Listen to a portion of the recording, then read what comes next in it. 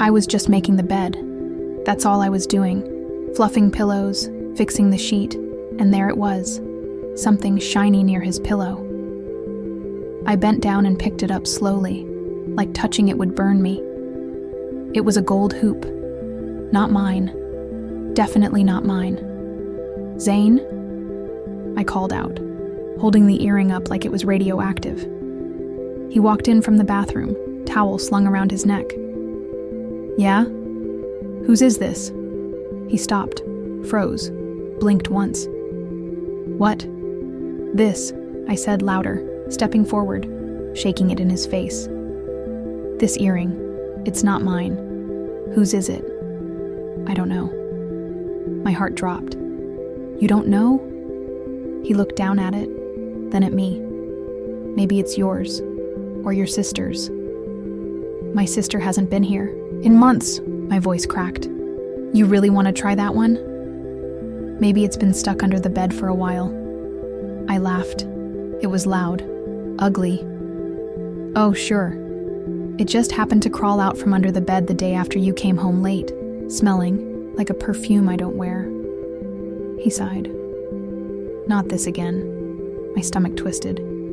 "Not what again? Me asking questions you don't want to answer? Me noticing things you hope I ignore?" "Stop overthinking, Amara." "Zane," I said, my voice low, "do you think I'm stupid?" "I think you're tired and insecure." My hands trembled. Don't gaslight me right now." "I'm not." "You are." I threw the earring on the bed. "Do you even love me anymore?" Silence. "Do you?" I asked again, this time whispering. "Because I swear to God I feel like I'm living with a stranger." He didn't look up. "You've been distant for months," I said. "No more late night talks. No more kisses before bed. Just silence and lies." "Don't make a scene," he said. That hit harder than it should have. I stepped back. "A scene? You think this is a scene?" He looked frustrated now. "You're always looking for something to fight about." "No," I snapped. "I was looking for a reason to trust you, and I found this instead." I held up the earring one more time. He stared at it, then walked out of the room. Just like that. No apology, no explanation. And the worst part, I still stood there, hoping he'd come back, hoping he'd say it was nothing, hoping he'd lie better, just so it would hurt less. But he didn't. He didn't say a damn thing. I locked the bathroom door. Not because I was scared of him. Because I didn't want him to see me break. I sat on the cold tiles, that stupid gold earring still in my hand, like it was part of me now. My heart was racing, hands shaking, eyes burning. My phone buzzed. I picked it up. Opened it. His phone. He'd left it charging beside the sink. Unlocked. No passcode. Almost like he wanted to be caught. I opened WhatsApp, scrolled, and there it was. Maheen. The name hit me like a punch in the throat. I tapped it. Her voice note played without warning. "Last night was everything, baby. I miss you already." I dropped the phone, literally dropped it on the floor like it was fire. A sob broke out of my mouth before I could stop it. I picked it up again. Couldn't stop. I needed more pain. Needed to know how far it went. Photos, videos, selfies with his arms around her, the same arms that held me 2 nights ago, texts saying, "She suspects nothing," and "You make me feel alive." I covered my mouth. I didn't want to scream, didn't want him to hear me fall apart. But he knocked on the door. "Amara?" he called out. I didn't answer. "Open the door. Still nothing. Are you okay?" I laughed. It was wet and bitter. "No, I'm not. Can we just talk?" I stared at the reflection in the mirror. Puffy eyes, red nose. Me, looking like someone I didn't recognize. You lied to me, I said, still not opening the door. It's not serious, he mumbled. It was a mistake. Was? I scoffed. You're still texting her, calling her baby. You took her to our favorite spot. You told her I don't matter. I didn't mean that. I opened the door. He looked pale, nervous. Say it to my face, I whispered. He opened his mouth, closed it. Couldn't. Coward, I muttered, shoving the phone into his chest. Take it. Take all your lies and walk the hell out. He didn't move. You disgust me, I said, voice shaking. You didn't just cheat. You planned it. You gave her my time, my moments, and you didn't even bother hiding it well. It didn't mean anything. Then what the hell did I mean? I asked. Just convenience? He said nothing. And that silence? That was my answer. I sat in bed, his side untouched, blanket still folded, his scent still there. I opened Instagram, typed Maheen. Her profile was private, but her profile picture wasn't. It was her, lying on my bed sheets, wearing his hoodie. Zoomed in. My heart dropped. That was my perfume on the nightstand behind her. My mirror in the background. I felt sick. I checked mutuals. Clicked a tagged post from a random girl. There she was again, smiling, leaning on his shoulder. He looked happy. Why her? I whispered to myself. Not prettier, not smarter, not special.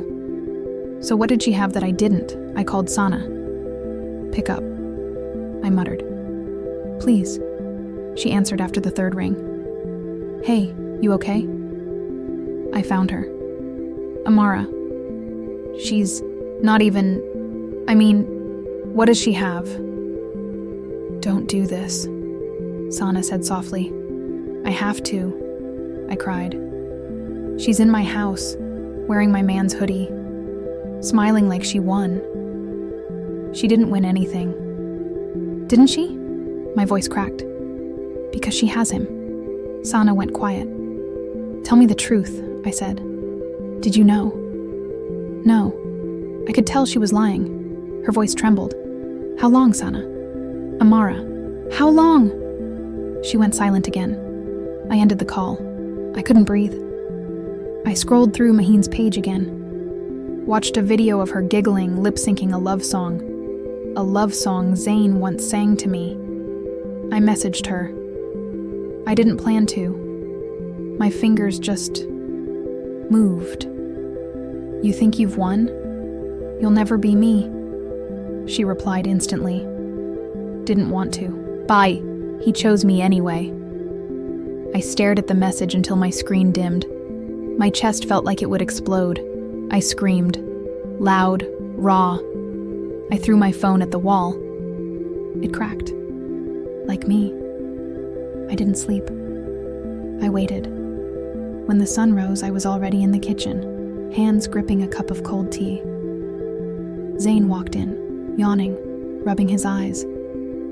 Like everything was normal, like nothing happened. He froze when he saw me. You're up early. I placed the broken phone on the table, the one I had thrown last night, then slid the gold earring beside it. And finally, I took a deep breath and said, Sit. He raised an eyebrow. Amara, sit. He sat. I looked, him dead in the eyes. Tell me the truth, from the beginning. Silence. Zayn, I am giving you one chance. Just one. Speak, or I walk out and never look back. He sighed. It wasn't planned. It just happened. Don't feed me that garbage, I snapped. Cheating doesn't happen. You chose it. Every call, every kiss, every lie. That was a choice. I was lonely. I was right there, I shouted, sleeping beside you. making your favorite food, defending you to my family. You were never alone." He dropped his head. "Was it just her?" I asked, quieter. "This time, or were there others?" He looked up and I saw it. The hesitation, that told me everything. I stepped back, choking on my own breath. "Wow," I laughed bitterly. "I was living in a fairy tale, and you were starring in a porn series." "Amara, don't say my name!" Sana walked in right then. Wrong time. Wrong person.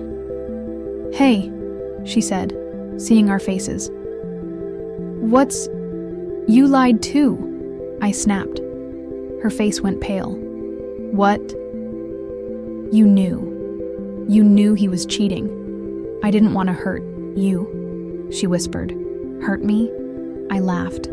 "So you watched me drown and said nothing?" I hoped he'd stop. "You were supposed to protect me," I said, pointing at her. "You were my sister." Tears welled up in her eyes.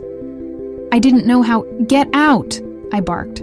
"Amara, both of you, get out of my house." Zane stood up slowly. "You're overreacting." I threw the teacup. It smashed against the wall inches from his face. He jumped. "I am not your calm, quiet doormat anymore," I growled. "You cheated. You lied. And you think I'm the problem?" He opened his mouth. I raised my hand. "Don't say another word. Just leave." And this time, he listened. The house was quiet. Too quiet. I walked around like a stranger in my own life. His jacket still hung by the door. His cologne still haunted the bedroom.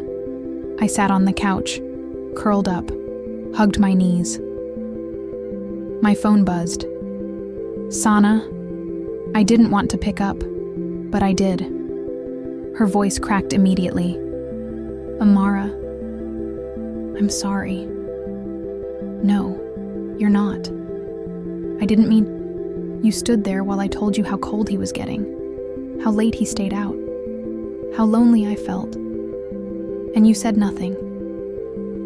I didn't know how to— You just didn't," I snapped.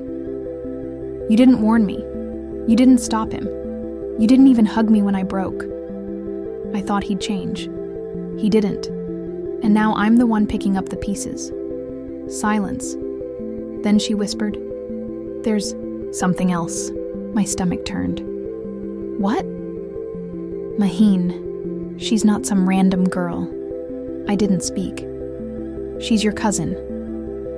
My blood froze. "She changed her username," Sana continued. "Blocked your whole family. Zane met her through that wedding in Islamabad, remember? You introduced them."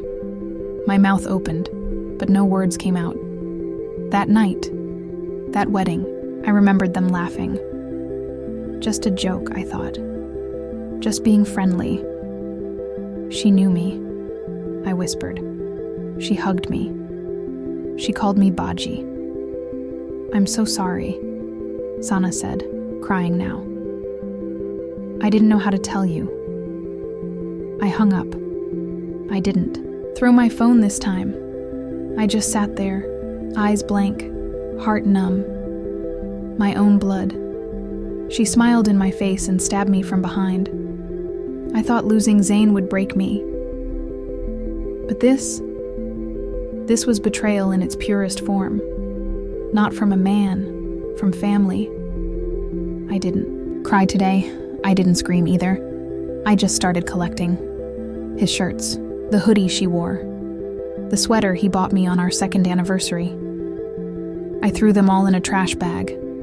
Sana texted. "Again. Please talk to me." I left it on red. No more talking. No more begging for decency. I walked out to the backyard, bag in hand, and dumped everything onto the grass. The matches were in the kitchen drawer. I lit one and held it for a second, then dropped it. The fire spread fast. I watched it climb his shirts, melt her cheap perfume into smoke. "Goodbye," I whispered. My neighbor peeked over the fence. "You all right?" she asked. "Just letting go," I said. She nodded and walked away. The fire cracked and hissed like it was angry too. My heart didn't feel better, but it felt lighter. I walked back inside, grabbed his old cologne bottle, and sprayed it one last time. Then I smashed it against the wall. It exploded like glass thunder. I picked up my phone and went through every chat. Blocked Zane, blocked Maheen, deleted photos, erased voicemails. But no matter how much I deleted, the memories still screamed. I stood in front of the mirror, hands blackened from the ashes. "You're still here," I whispered to myself. And that had to be enough for now. It had been 3 months. 3 months since I burned the last thread, connecting me to him. I hadn't heard his voice, hadn't seen his name, and I didn't want to.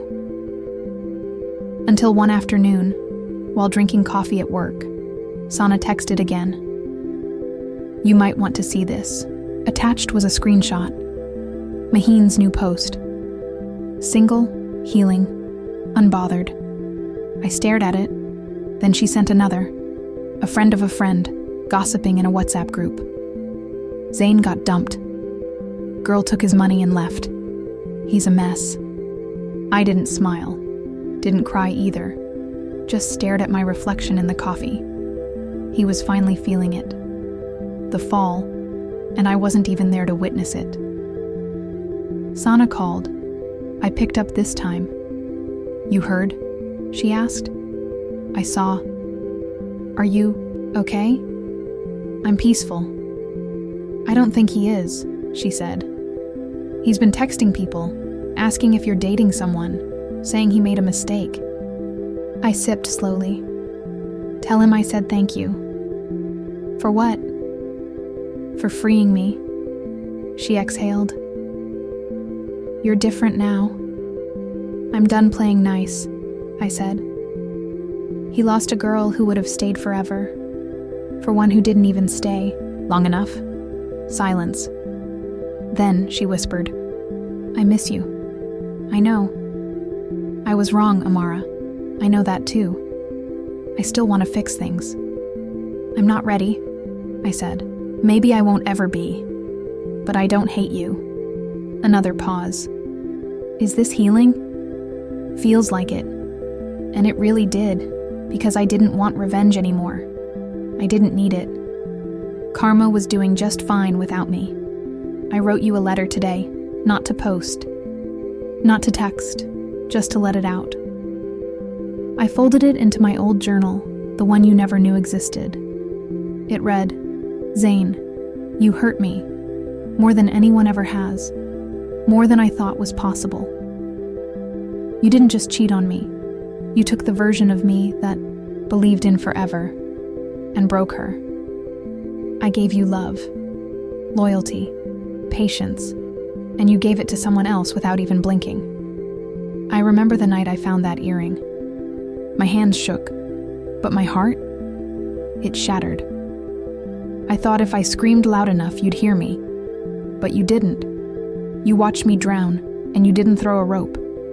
You just walked away. You told her I was crazy, insecure, clingy.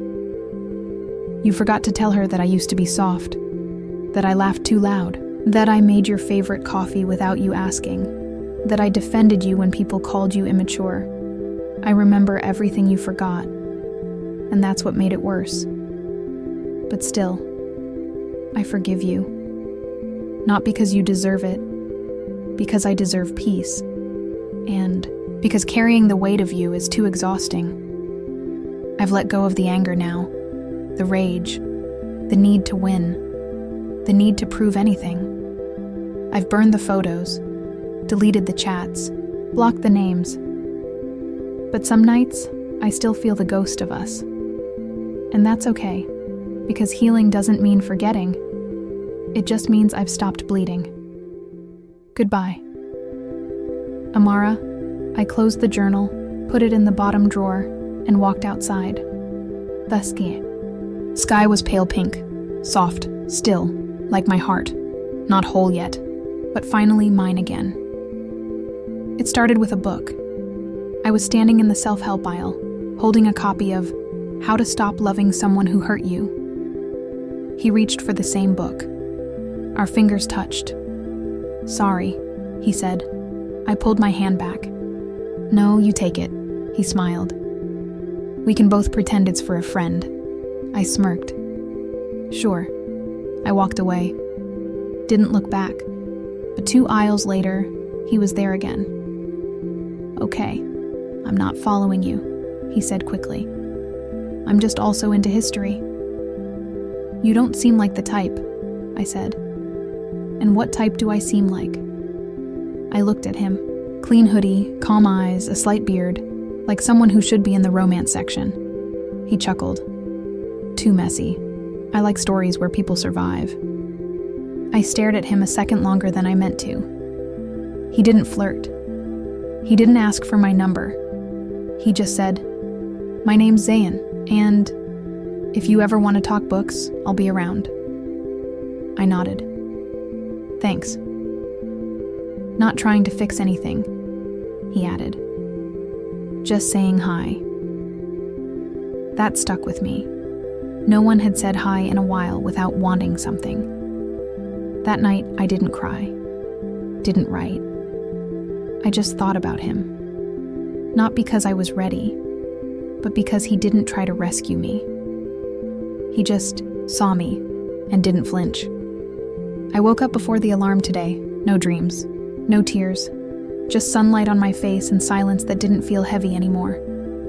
I stretched, made my own coffee, played a song I used to skip because it reminded me of him, and I let it play. The lyrics didn't hurt now. They just existed, like he did, like we did. I checked my phone. No messages from him. No urge to check either. I sat by the window with my journal and wrote one line. Today, I feel like myself again. I didn't need revenge anymore. Didn't need someone to call me beautiful to believe it. Didn't need closure in his words.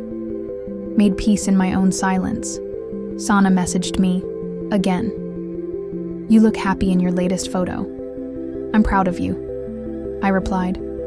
"I'm proud of me too." Zion texted a photo of a book. "This one reminded me of you. Strong woman. Unapologetic. Survivor." I smiled. Typed back. "Thanks. But I'm writing my own story now." I closed my phone. No love story could match the one I was building with, myself. Because for the first time in forever, I wasn't waiting for a text, or an apology, or a man. I wasn't surviving anymore. I was living. And that was everything.